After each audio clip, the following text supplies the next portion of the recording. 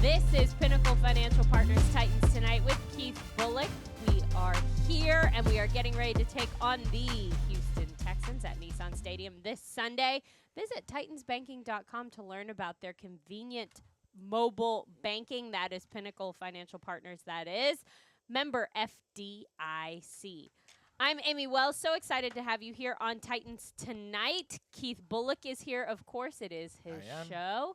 Rhett Bryan's here as well. Rhett, how are you? I'm great. Recharged, ready for the back's half of the schedule. 8 of these to keep trucking through. Let's go. Now, before we start, because there's so much football and a lot of different things to talk about, this upcoming game for the Tennessee Titans is the Salute to Service game. Yep. And over the years, we have seen the Salute to Service day and week evolve from a couple events to this year it is a week of festivities. And Rhett, I know that you have had the ability to participate in some of those festivities in this week of Salute to Service where the Titans are being incredibly intentional about giving back to the veterans, the soldiers, all of the people who have been involved in the armed forces in some way. So, Rhett, tell us a little bit about what you've been able to do. So what started the week of Salute to Service week for the Titans, if you haven't heard, Titans Tonight fans and Titans fans, Darrell Baker Jr. is the Titans nominee for the league-wide award known as the Salute to Service Award. They're going to draw 3 finalists in January. They'll name the winner at the NFL Honors the night before Super Bowl 60. And so as a part of this, because Darrell Baker Jr. knows all of this all too well, both of his parents are retired Army service people. They were honored as the 12th Titan last year during this week. He went with a couple of his teammates, Kendall Brooks, defensive back for the Titans, and linebacker Cody Barton, to Operation Stand Down Tennessee. This is on 12th Avenue South in downtown Nashville. And this is a fantastic operation, a not-for-profit that exclusively works with veterans and service people that have been in whatever capacity. And so we went to their place that they help all these veterans on Veterans Day. And those 3 guys, our Titans and Darrell Baker Jr., they all served them lunch. And then we had some of the most spirited rounds of bingo you will ever have in your entire life. Now, I knew the 3 ball players, the 3 Titans, I knew they were going to be competitive as you know what. But these vets, they ain't no joke. I mean, I had one particular round, I was like, okay, bingo this round, all 4 corners, cover all 4 corners, and I'm calling out I's and N's and G's, and they're like, we don't need any of those. Just call out B and O. I'm like, well, I still have to get through these numbers, you know. Don't shoot the messenger here. I'm just the bingo guy. But I got to call bingo, and golly, it was fun. And the players interacting with those vets, and just how they would light up when they would yell bingo, and there was prizes for them. Everybody got a nice Salute to Service beanie and lunch, and then there was a check presentation. The Titans Foundation just made a $5,000 donation to Operation Stand Down Tennessee. And of the nearly 50 veterans that were there, they were all in the transitional housing program. All of these fine folks do not have permanent residency somewhere. And so being in between, they offer services to help them have a place to lay their head at night and help them in life in so many other different ways. It was a super, super satisfying experience for me. I got way more out of it than probably anybody because I will literally do anything for the people that served our country. They know the ultimate definition of sacrifice, and it is a day I will not forget. But that kicked everything off, and, man, they're everywhere this week, the Titans are. Yeah, they really are, and it's really been cool again to see how much this program has grown and how much the Titans have really, over the years, just continued to add more and more and more to this week. Salute to Service is a whole month across the league, so it's not just the Titans doing it this week. Every team in the league has different Salute to Service events throughout the month of November. Such an awesome cause, and we're just happy to be a part And of it. I should remind you, if you would yes. like to vote for Daryl Baker for the NFL Salute to Service Award, you can do that once per day at NFL.com/salute fan vote. That's NFL.com/salute fan vote. Daryl Baker Jr., fine human being, and that was really cool to do that. That's Really cool. awesome. Keith Bulluck, Yes, let's ma'am. talk a little bit about your week off here for the Titans bye week. What were you able to do? Were you able to refresh, kind of relax a little bit, watch some football, or the other way, not watch football? It was business as usual for me. Yeah. You know, I'm a father of 3, so yeah, it's business as usual. Anything stick out from the football world? I watched football. I kind of glanced. Took my daughters actually on Sunday. We went to do a sourdough class, so that was cool. But yeah, it's a regular week for me. You know, it's interesting to talk to people who, when they have some time off, especially if you work in sports, no matter what it is you do, just being in the sports world consistently and kind of caught up in the news cycle that never really seems to stop. When given the opportunity to take a break, people seem to go, you're either all the way on or all the way off. So, nope. I needed a minute to refresh. I turned it off. I got away. I didn't see a lick of football. Or I watched every game that was on, college, high school, professional, because I could. And so it's always interesting to ask people kind of what they do when they have the opportunity. As a player, were you more of a watch because I can, or a get as far away as I can kind of guy? So as a player, that's totally different. Like you and Rhett are in football every single day. This is absolutely your occupation. This is not my occupation. That's I get the opportunity and privilege to come work with you guys once a week and speak about, the Titans and things of that nature. So Right. I tune in so I can be professional when I come here and I know what's going on. But as a player, like, I'm sure you guys weren't players, but you're in it every day, so I'm sure you guys got away. You know what I mean? As a player, you're totally getting away. Even, the year we started off 10-0, like our bye week, we went to New York. I took, C.J. Lindell, VY. We all went to New York for like 4 or 5 days. A time when we were down. I took the guys, we all went to Miami for like 4 or 5 days. So certain things, depending on how your season goes, you need to reset. And then there was definitely, and I was fortunate, I was never on the injury list like I played 127 straight games. I was blessed in that way. So I got to partake in all the bye weeks. Some of the best bye weeks was when they fell on Halloween and we go to Vegas for Halloween. You know what I'm saying? So it's one of those things that, as a player, you're so, just like you guys, not playing, but when you're in it and you're in the building all day, every day, you don't even know what you're missing. So I talk about going to Vegas for Halloween one year. That was super cool because we went out there, we dressed up. One night we wore suits. One night I was Rick James. Another night I was Prince. You know what I'm saying? And then, you get away from what you're doing, and then you get back to business. So, different strokes for different folks. I didn't have a family at that time. I know a lot of guys go on real vacations to spend time with their wife, their kids.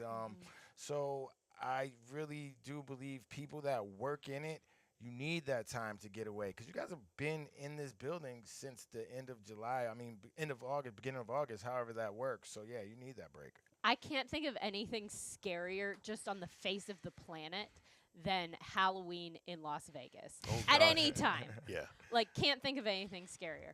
But that is a good point that when you're in it so consistently, you need that time to take a breath, take a breather. The injury thing is a real thing. Being healthy gives you the ability to kind of get away and unplug.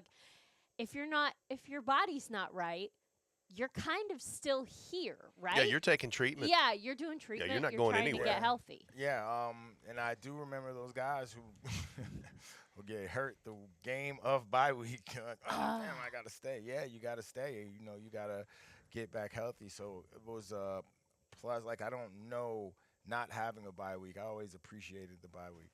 Yeah. Always did something fun for sure. How much were you itching to get back in once you had that time away?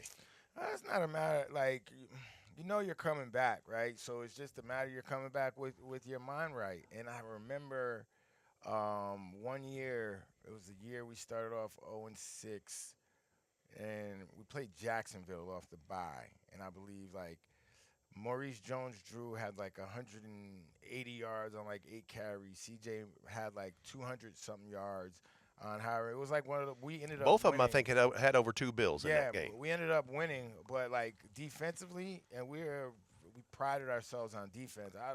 I feel like that's the most yards we've ever given up. Besides, I feel like Corey Dillon in 2002 when he just ran the air out of the ball. But it was I'm saying all that to say, coming off a bye, sometimes you could be a little lackadaisical. There's this play where Maurice Jones-Drew comes through, and they show it on his highlight tape. But I get leg whipped by Kyle because I remember that play. It's coming down. I thought Kyle was going to make the play. Kyle's going to make the play. He's right there. So I didn't go as hard as I normally go. And I'm standing by the pile, get leg whipped. Maurice Jones-Drew goes 70 yards for a touchdown. So that's coming back off of a bye, not all the way in. You know what I'm saying? Where it's like, damn, okay, recalibrate and make sure you come back with your mind right. So, you know, there's some, and I'm guilty of it. I point myself out, but I'm sure – you know, if I'm guilty of it, a lot of players are guilty of it. You know, it is interesting because when you're looking at a schedule and you're facing a team that's coming off of a bye, you're always like, oh, man, that's going to be really hard. They're well rested. Their bodies are right. They're probably a little bit more healthy. What you don't always think about is that just what you were talking about. Sometimes there can be that mental lapse or there can be a little bit of a sluggish return. That's a great, sluggish return because, you know, that particular play I'm speaking about, it's like, look, I know my guys. Kyle's a great player. Kyle's going to make that play. Maurice Jones-Drew is an equally great player. Sometimes he's, you know, that's how football goes. So if I'm busting my ass, as I always do, that's a 1-yard gain. I don't bust my ass. I'm kind of, you know, meandering over to the play, and, you know, the rest is history. So, yeah, those things really, really matter.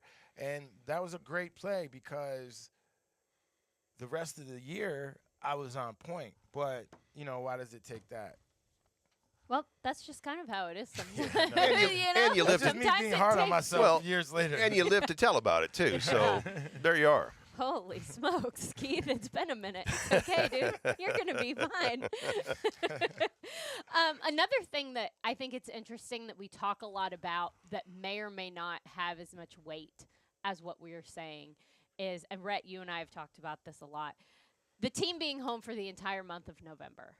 Now, we talk about it as like, team's going to be able to get into a routine. This is going to be a really helpful thing. You're going to be able to find a rhythm, hopefully, get some traction, build some momentum. You're going to be at home.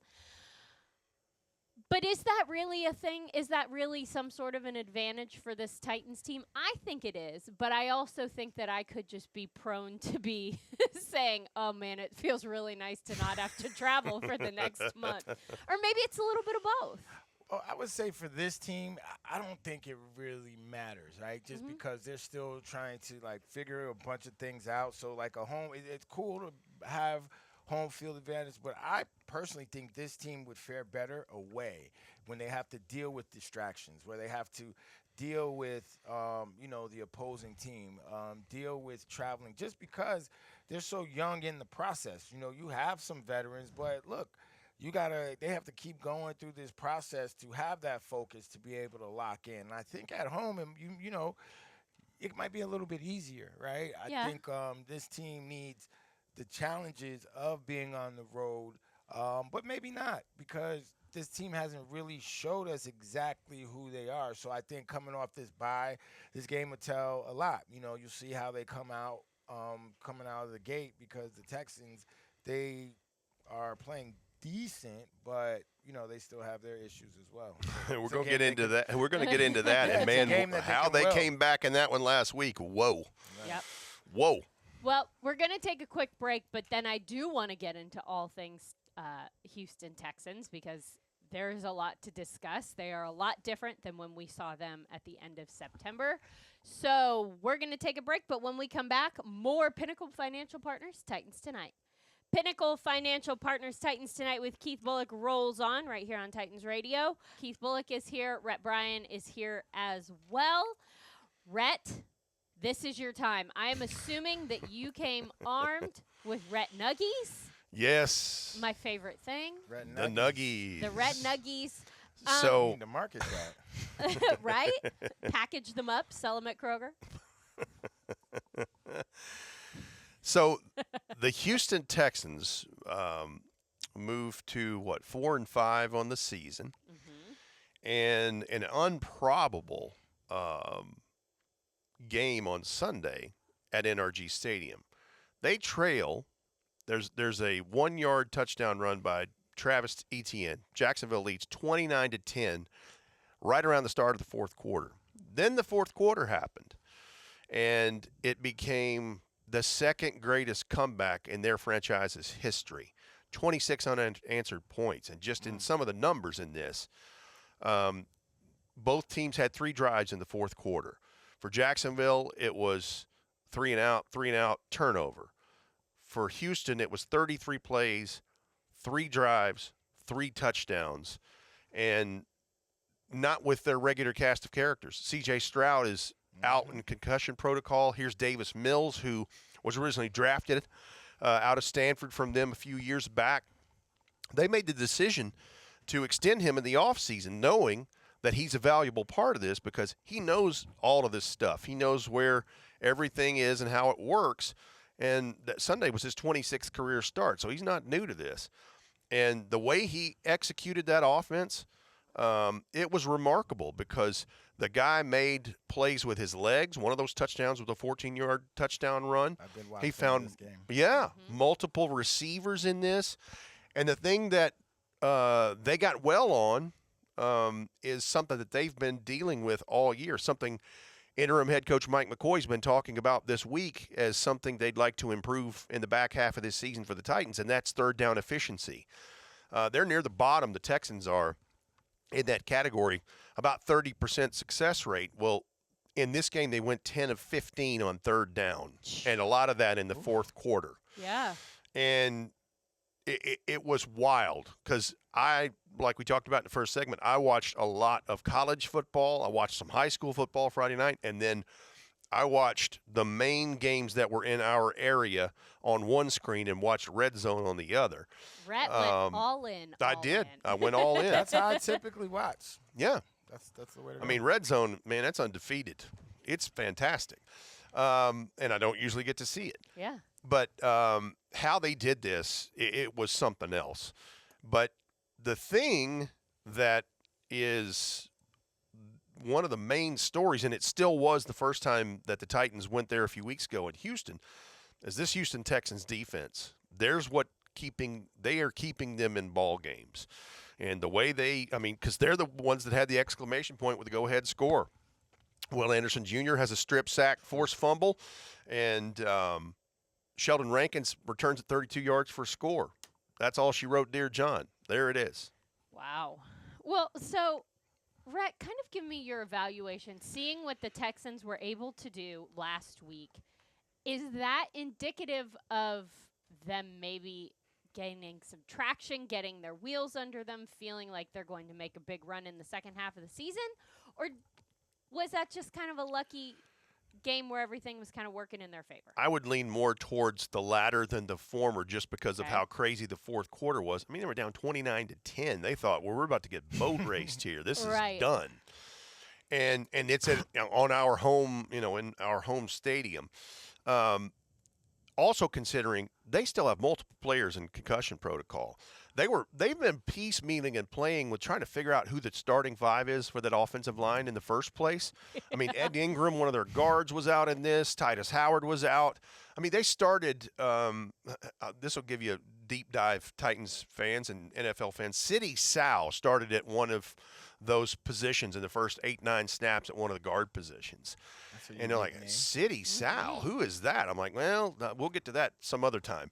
But Yeah, it's just amazing how they did it with pieces and parts. I would say, though, however, to the former of your question, the one thing that concerns me a bit going into this ball game Sunday at Nissan Stadium is Nico Collins is starting to get back into the mix, and I don't know if that was just a Davis Mills thing. That's something we'll find out. But he had a game high, a season high, game high in yardage, receiving yardage on Sunday. He hadn't gotten anywhere near that. I think he had 132, 136, something like that. And the young rookie receivers that they have, both picks from Iowa State, have done very nicely in all of that. But the doggone defense, I mean, listen, it starts with Danielle Hunter and with Will Anderson Jr. That pair right there. And just in this ball game Sunday, Danielle Hunter, 7 tackles, 4 for loss, 3.5 quarterback sacks, 8 pressures. Shoo. You talk about that's a game, ain't it? 8 pressures in one game? Yes, sir. Now, I'm glad you said that because both Danielle Hunter and Will Anderson Jr. account for 86 of the team's quarterback pressures. They're in the top 5, I think. Yeah, yeah, and we're halfway through. They also account for 14.5 of the team's 22 quarterback sacks. The Texans defense, number 1 in yards per game, number 2 in yards per play, number 2 against the run in yards per game, number 4 in passing yards per game, number 2 in interception percentage, number 3 in first downs per game. 16.3 is all they allow. And number 1 in the most important statistical category is they're the number 1 scoring defense, just over 16 points per game. And then to show the complementary football part of this, the offense, number 3 time of possession in the National Football League at 32.5 minutes per game and +6 in turnover ratio. I want to bring this back to the defense because we have a defensive expert sitting right here next to me. When you hear numbers like that, when you hear all of the different categories throughout the league that they are top in, what does that say to you about that defense and the way that they are operating right now?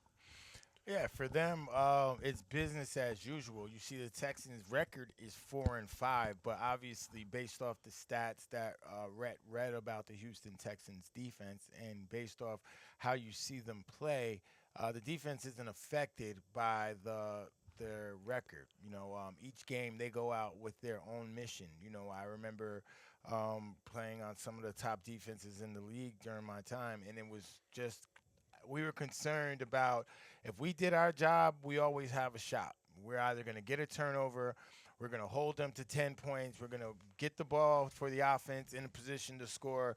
When you have a good defense, you go out there with confidence, and as a head coach, it gives you confidence to know that, you know, regardless of the record, we have a shot. It's almost like we're speaking about the Houston Texans, but the Cleveland Browns, right? They have a stout defense. So when you have one side of the ball that you can lean on, you always have a shot, right? Right now in Tennessee, we don't necessarily have like, you know, a solid defense across the board. We have some very good players, but not across the board where it's clicking. So those are the differences. That's what you try and aim for, because no matter what situation you're in, when you have a solid defense that's going to compete and hold the opposing offense to minimal yardage and points, just think about the Titans defense the first half of the season when they just the first half, right? The first half of the season, in the first half, the Titans defense always had the Titans. The Titans were in the game, you know, every first half, and then more plays come out, and then however it goes. But that on a consistent basis, all 4 quarters, regardless what the score is, your offense has an opportunity. I want to talk about the fact that Will Anderson Jr. has 1 or more sacks in 4 straight games. It's the longest streak of his career. The second or I guess it's tied for the longest active streak in the NFL with Montez Sweat. Why are streaks like that so hard to do? Why is it so hard to get back-to-back-to-back sacks? We've seen a lot of guys who will have 8 or 9 sacks in a season. You don't see the week after week after week sacks as often. Why is it hard to do it in consecutive games like that? Because they're game planning you. They know that with the one-on-one, this guy is going to destroy us. So the offensive coordinator, if he's smart, he puts in schemes to either chip the defensive end coming off the edge. So many different things that they do. I played with one of the best to do it in his time, Javon Curse. And, you put fear in the offensive coordinator. You put fear in the quarterback. I was listening to, I believe it was Alex Smith on a podcast. I caught like a clip, and he was talking about Julius Peppers. And not for nothing, Javon is probably 10 pounds during his day, lighter than JP, but at the same time, 6'6", just as well. So Alex Smith was saying, out the right side of your eye, you see this enormous figure in their pads, and it's so intimidating just for, and it was cool to hear a quarterback say that, because I never thought about it, because these people are huge. Like, Julius Peppers is huge, Javon Curse is huge, and then in pads, and then to hear a quarterback being like, in the back of his mind, this guy hitting me from my blind side, like, I never really took it there until Alex Smith made that a thing. So they know you're coming. They need their starting quarterback to make it through that game. So that's why it's so impressive when Rhett said that he had 8 pressures in a game, and they have 80-something, what did you say, 86 between the two of them, between So Will Anderson Jr. and they're Daniel coming, Hunter. And it's just, obviously, if they have 86 between the two of them, and Hunter has 7.5 sacks to lead the team, that's how hard it is to get there. So if you're the Titans offense, what in the world are you working on this week? 3-step, quick, get the ball out fast. I don't want my quarterback in 5-step drops where he has to hold the ball. And early in the game, you need to get the ball out fast, right, to get them off balance. You want to have that pass rush only really able to get 3 or 4 steps up the field, and then the ball is out and they're rechasing, running to the ball. That will buy you time for the longer passes downfield, because once they know they can't get upfield fast because you're getting the ball off, in their mind they're going to be like, all right, well, I'm just going to get my hand in the passing windows because the rush upfield ain't working because the quarterback has the ball off. Well, now maybe I'll start deflecting, and that's when you can call your 5 steps, 7 steps, take some shots downfield. But if you come out with that play action sitting in the pot, their ears are pinned back and they're coming right now. So I would say, quicks. Let's not do no more screens, but short. But your short other attack. friend Keith has got to be if you can establish the run game with Tony Atajay. Yeah, but that's, I think, what establishes the run. Like, in my opinion, and I'll be at the game again on Sunday. The process is slow, right? It's get to the huddle, call them. It's very traditional. I feel that I've seen the Titans go hurry up. I feel like in the preseason a little bit and a couple of games earlier in the season, with good defense, you have to keep them off balance. So when you give them an opportunity to sub and to do all these different things, you're playing right into their hands. So the offense has to set the tone, because defensively, that's what we're always trying to do, is set the tone. So if the offense comes out with tempo, because I remember we used to play when we were really good, we would play the Colts and Peyton. They would come out with like quick pass and like 4 or 5 straight quick passes or runs to get the tempo up, to get Albert's big butt up out of there, because he was causing hell just like these guys. We had Albert, Kyle, Tony, you know what I'm saying? Tony so Brown, slow down the D-line. So now they can call their play action stretch, pat the ball a couple times, take a shot downfield to Marvin Harrison or Reggie Wayne. But to start the game, quick dives, 5-yard outs, hitches, all just to get some tempo in their offense. On the flip side of that, if you're the Titans defense and you're getting ready to face the Houston Texans, and it seems as though Davis Mills is going to be behind center again. It's looking that way. We'll see. He had a great game, obviously, against the Jags last week, but historically, he does not have the greatest games when he is the starter, and so maybe there's an opportunity to get some pressure on the quarterback in this game, right, Rhett? Yeah, and what you have, though, is you have a one-game sample size of film in 2025 to prepare for and look at. And maybe it's skewed because it's extreme situations in a fourth quarter that went bananas Right. and an improbable comeback. Right. That's fair. All right. Well, folks, we have more to discuss. And when we come back, I want to talk a little bit about the Tennessee Titans rookies because we've reached the midpoint of the NFL season, which is equivalent to the end of a college season. And I feel like there's a lot to discuss for these guys as they're getting ready to play another 8 weeks of football or however many weeks we have left. So stick with us here on Pinnacle Financial Partners Titans Tonight. We'll be right back. Pinnacle Financial Partners Titans Tonight with Keith Bulluck rolls on right here on Titans Radio. Keith Bulluck, I want to discuss the rookie experience because the Titans right now have a lot of rookies who are getting a lot of experience, playing a lot of football in their very first year in the pros, which is great. And obviously, guys like Alec Iomanor and Chimere Dike are having a lot of success. Obviously, Cam Ward is getting a tremendous amount of reps. Gunnar Helm is another one who's seen a lot of football time. But that can come with its own set of challenges for rookie players.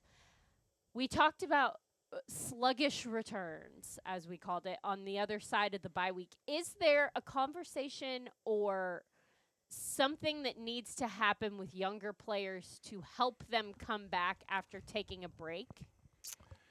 No, I mean, look, I don't know. It's a lot of young players that are playing. Like, as a rookie, I didn't play as much as a lot of these guys are having to play. You know, this is not an ideal situation where you're going to be playing so many rookies, you know, even for the quarterback. You know, the quarterback is a rookie. He's a captain. He's answering all these questions. And, you know, people are wondering how many games in, 9 games in, is he the quarterback for the team? So it's like, how many people mastered their job on the 9th day?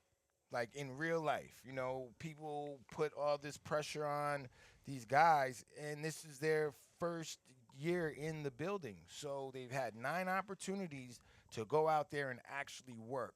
So you hear media people all the time, oh, this guy's this guy's a butt. Yo, how many people on media were good their first 9 shows on the radio or on television? And some might have been great, you know what I mean?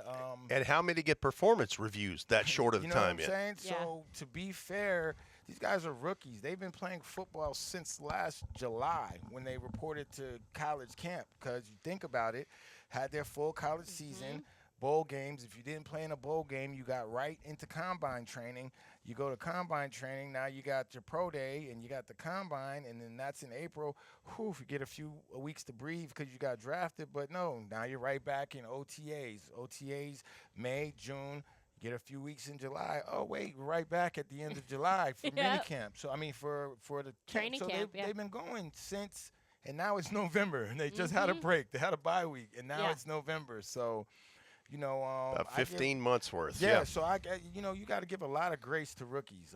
And there's usually these rookies will either have a huge jump next year, or Mike Borgonzi is going to find guys that are better to fill these spots in the draft or free agency. So what these guys are doing this year, the young guys, is very commendable. You know, they're stepping up, being thrusted into positions that they have to be put in.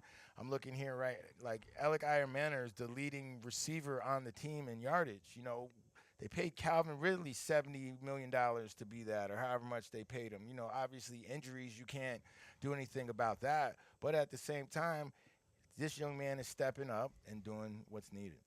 Well, and they're about to play a lot more football than they've ever played before.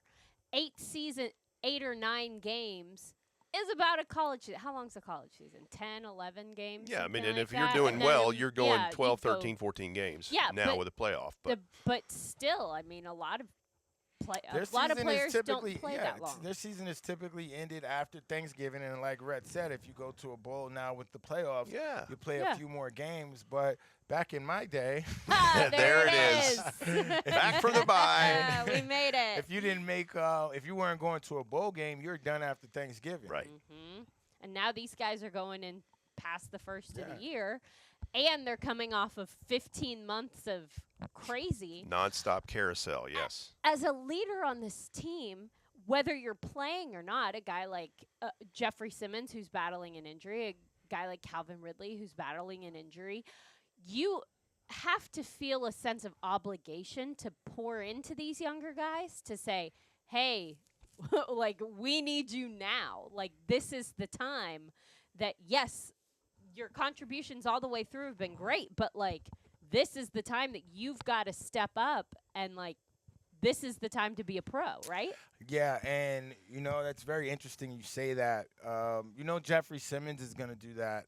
But something Mike Borgonzi said in his press conference when referring to Jarvis Brownlee Jr., saying that they didn't have the Titans didn't have the culture. I think he said use culture and or leadership, whatever it was, to kind of cultivate Jarvis Brownlee Jr. And the way I took it is like, they didn't necessarily have the right leader to be like, Jarvis, this is how you do it. Because Jarvis definitely said, I'm not going to change the way I play.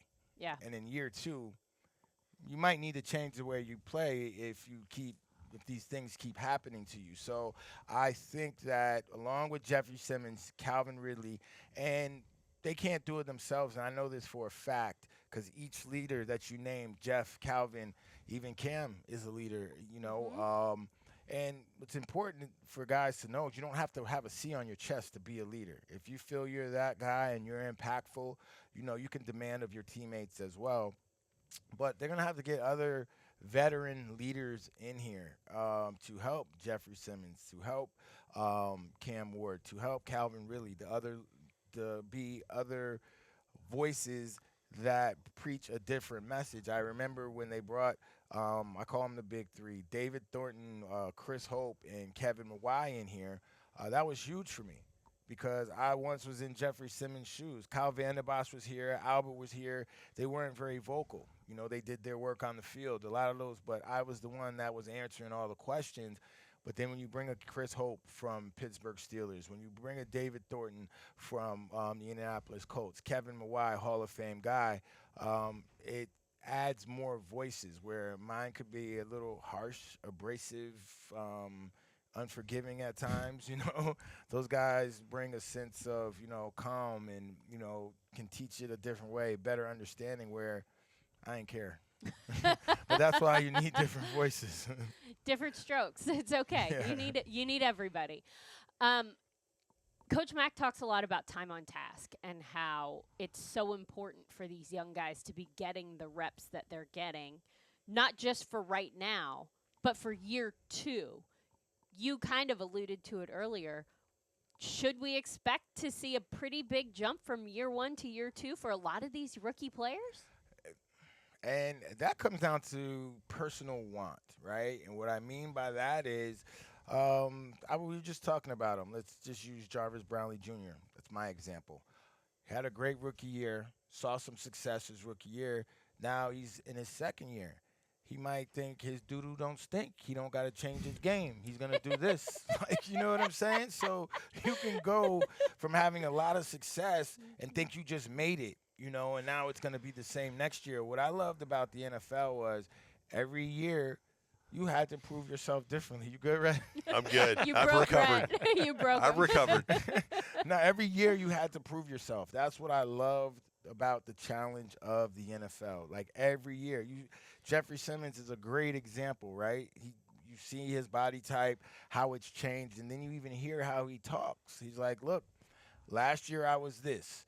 This year I want to do this. So every year, if you want to be one of the best players or a great player or keep your job for as long as you have to get better at something, right? Kobe Bryant got a fadeaway jump shot. You know what I mean? You have to add something 2-year game every year to have longevity and to be a great player.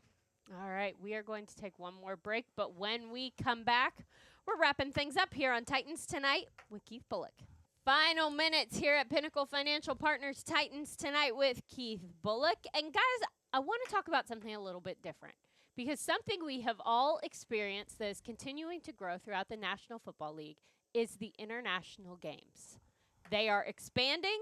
They are about to play a game in Madrid, Spain. All of these places, we're starting to see more and more countries getting involved in this international effort. And we have all been a part of the Titans going overseas, going to London, and what that experience was. But do we think, is there a point where it's too much? Or is this only good for the league, the game of football, the individual teams? Your thoughts? Well, I think it's great for the game of football, right, to expand it, because not a lot of people outside of the U.S.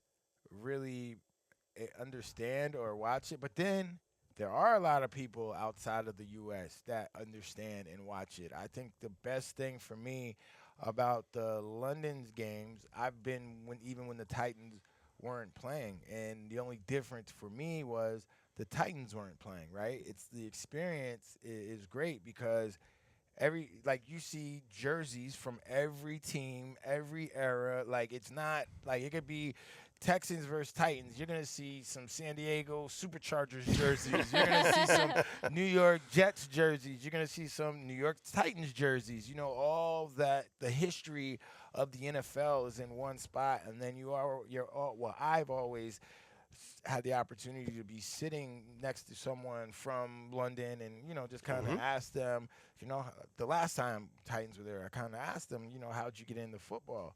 And they're like, well, Mr. Monday Night, I grew up in London, but I went to school in Wake Forest. There you go. You know what I mean? There you so go. That they go to school, in the States. That was such a confusing accent. I was trying to do my London accent. He's is that Irish? I don't know what He's it was. been money in this, though. It was a little more. He's money. My point was that they're gonna talk funny. But yeah, so they've been exposed to North American football. Yeah. In the game of. Yes, and a lot of guys, like the gentleman that I was sitting next to, they went to university over here.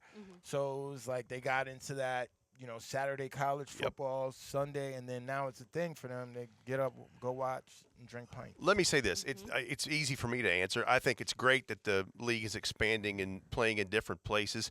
I would not want to live through that if I'm a player with jet lag and schedules and that. That's the part that would bite, and that got to have a bye week after that deal, just like Indianapolis is doing now. Because let me tell you something. That was really cool Sunday morning, seeing them play in Berlin, Germany, in that historic Olympic stadium.